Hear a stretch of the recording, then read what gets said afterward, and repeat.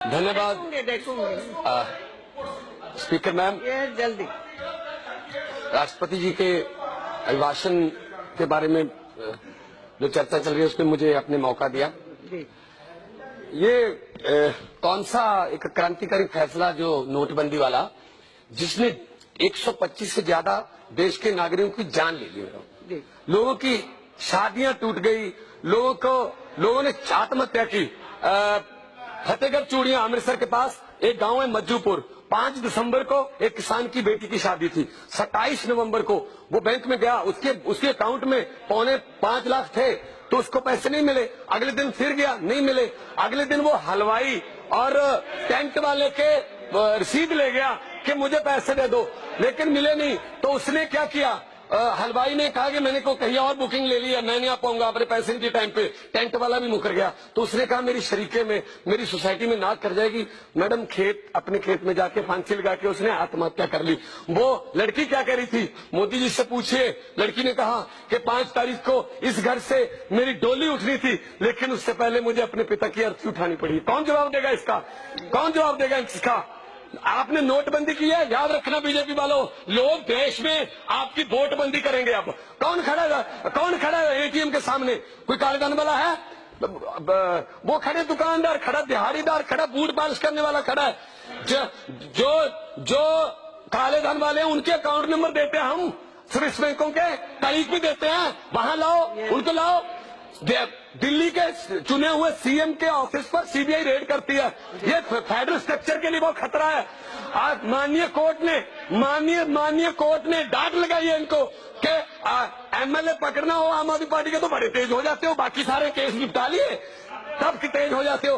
तो madam federal structure को खतरा है। और एक बात जो वो कमी लगी जो हमें होनी चाहिए थी, पंजाब एक ऐसी स्टेट है जिसने देश की आजादी में सबसे ज्यादा कुर्बानियां दी। पंजाब एक ऐसी स्टेट है जब देश गेहूं बाहर से मंगाता था तो हरी क्रांति, ग्रीन रेवोल्यूशन के जरिए पंधार अनाज के पंजाबियों ने भर दिए। आज पंजाब का किसान क्राइसिस में आत्महत्याएं कर रहा है। उनके बारे में कुछ बोल देते, पंजाब को कुछ स्पेशल पैकेज दे देते। 4 बार मोदी साहब गए पंजाब, 1 रुपया नहीं दिया, 4 बार गए। लुधियाना गए, चरखा दे के आ गए। चरखे तो हमारी दादियों के हमारे घर पे भी पड़े हैं। बातें करते डिजिटल इंडिया की, चरखों से चलेगा? आजकल लोगों ने मैं आपको बता दूं, मैं राष्ट्रपति जी को मिला था जब नोटबंदी के सिलसिले में हम गए थे। मैंने कहा महामहिम ये कैसा फैसला है, 1 दिन कमाने को 4 दिन बदलाने को, 1 दिन कमाने को 4 दिन बदलाने को। तो लोगों ने जुमले बना रखे हैं। लोगों ने, वैसे तो बीजेपी का नाम भारतीय जुमला पार्टी है, भारतीय जनता पार्टी नहीं है।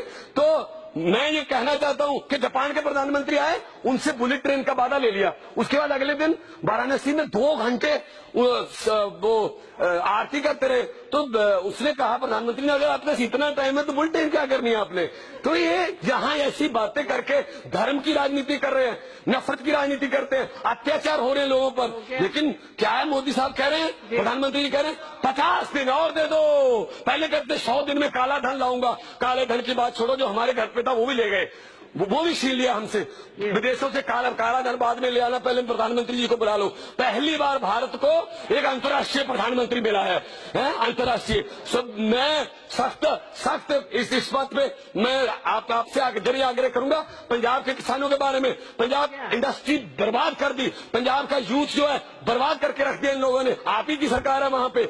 लेकिन पंजाब में अब जो 11 मार्च को रिजल्ट आएंगे, सबसे पहले अमित शाह जी वो उनका बयान आएगा कि हम लोगों के फैसले का स्वागत करते हैं और इस हार की समीक्षा करेंगे।